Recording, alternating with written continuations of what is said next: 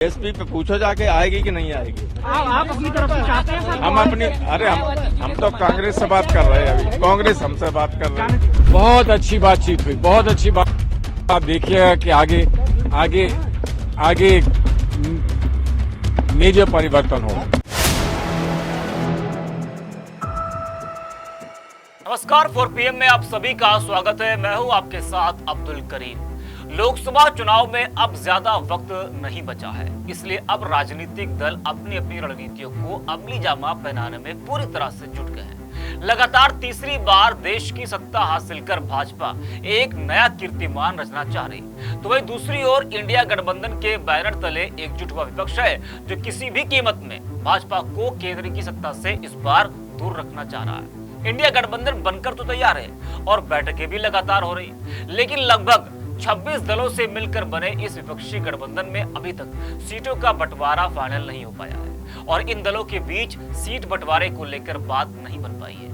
वहीं देश के सबसे बड़े सूबे उत्तर प्रदेश में, जहां सबसे ज्यादा लोकसभा की 80 सीटें हैं और दिल्ली का रास्ता भी यूपी से ही होकर जाता है, इसलिए सभी की निगाहें यूपी पर टिकी हुई है। इंडिया और एनडीए दोनों गठबंधनों में इस बात को लेकर लगातार बैठकें हो रही हैं, चर्चा हो रही है कि किस दल को उत्तर प्रदेश में कितनी सीटें देनी है। इसलिए जो सीटों को लेकर पेच फंसा है वो उत्तर प्रदेश में। बात करें इंडिया गठबंधन की, तो सपा कांग्रेस में सीट को लेकर पेच अभी भी फंसा हुआ है और अभी तक दोनों में सीट को लेकर बात फाइनल नहीं हो पाई है। जी हाँ, सपा और कांग्रेस में सीटों के बंटवारे को लेकर अभी भी असमंजस की स्थिति बनी हुई है।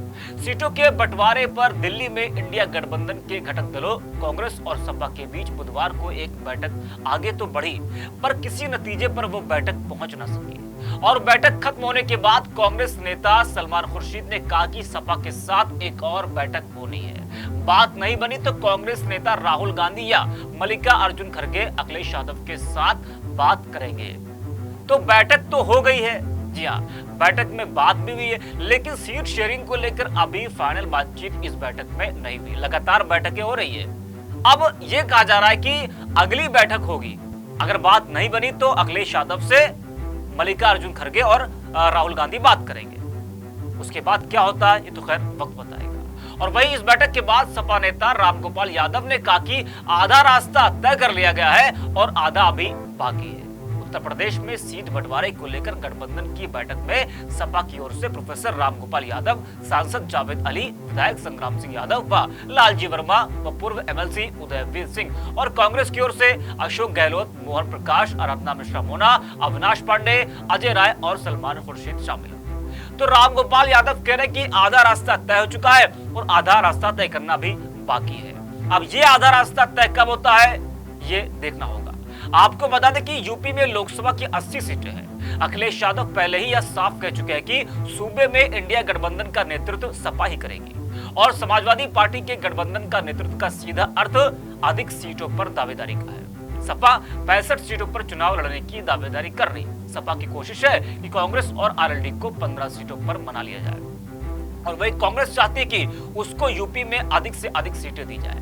कांग्रेस 2019 में सपा बसपा गठबंधन का जिक्र करते हुए यह तर्क दे चुकी है कि अखिलेश यादव जब मायावती की पार्टी को अधिक सीटें दे सकते हैं तो हमें क्यों नहीं दे सकते। तो वही कांग्रेस के केंद्रीय नेता करीब 25 सीटों पर दावेदारी के पक्ष में। तो वही जयंत चौधरी के नेतृत्व वाली राष्ट्रीय लोकदल RLD भी 7 से 8 सीटों के लिए दावेदारी कर रही है। वैसे सपा और कांग्रेस RLD तीनों ही दलों के अपने अपने दावे के समर्थन में अपने अपने तर्क हैं।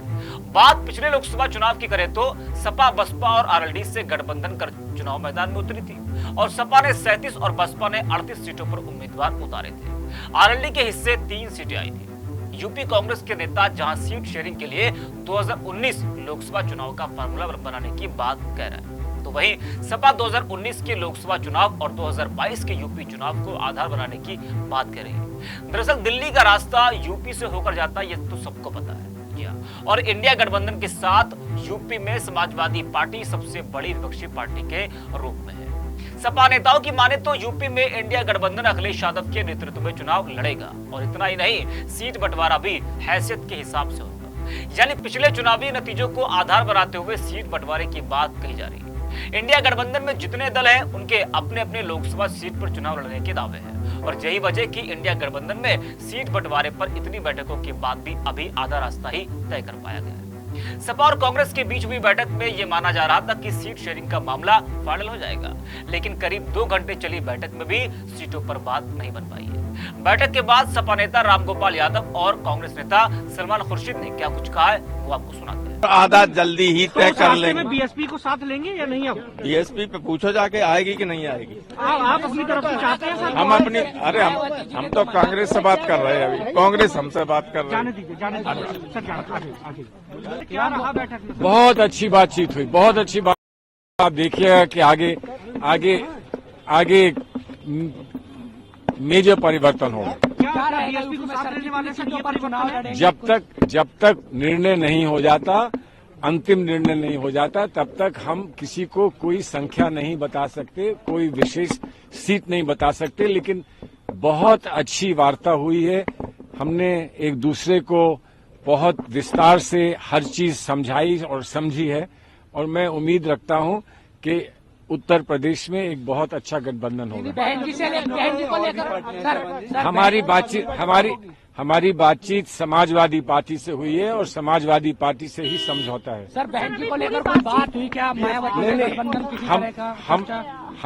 हमको मैंडेट नहीं है कि हम किसी और पार्टी के बारे में बात करें। कुछ अभी फैसले नहीं हुए हैं। अभी एक दूसरे के समक्ष हमने अपनी जो विश लिस्ट है वो रखी है, और हमने एक दूसरे के साथ जो विस्तार से जो डिटेल्स हैं हर सीट के, वो हमने कंपेयर किए हैं, हमने शेयर किए हैं, साझा किए हैं, और हमें उम्मीद है कि उस पर उनकी तरफ से भी कुछ और प्रतिक्रियाएं हमको प्राप्त होंगी। उसके बाद हम फाइनल स्टेज पर डिस्कशंस के पहुंचेंगे। बसपा के साथ, आरएलडी के साथ वो हम यहाँ नहीं तय कर सकते, वो हमारे नेतृत्व जो है वो तय करेगा। सर, अभी समाजवादी पार्टी के साथ सभी सीटों पर बातचीत नहीं हुई है, आगे और भी बैठकें होंगी? नहीं, सभी सीटों पे बातचीत हुई है, लेकिन सभी सीटों पर ना समाजवादी लड़ेगी ना कांग्रेस लड़ेगी। हम किन किन सीटों पे लड़ेंगे आपस में हम तय करके लड़ेंगे, उस पर जो निर्णय है वो अभी होगा। हमने हर सीट की जो मुख्य सीटें थी जिसमें हमको दिलचस्पी है या उनको दिलचस्पी है, उस पर एक दूसरे से हमने अपनी जानकारी साझा की है। आधा रास्ता तय हो चुका है, तो आधी सीटों की नहीं, आधी सीटों की बात नहीं है। आधा रास्ता जब पूरा होता है तो सारी सीटें तय हो जाती हैं, और कभी कभी आधी सीटों पर पूरा रास्ता तय हो जाता है। कभी कभी जो सीटें की आप उम्मीद रखते हो उस पर पहुंचने में समय लगता है, लेकिन जब समय हो जाएगा, सब तय हो जाएगा, हम आपके सामने अगली बैठक हमें उम्मीद है कि बहुत जल्दी होगी। हम रात को बात करके तय करेंगे।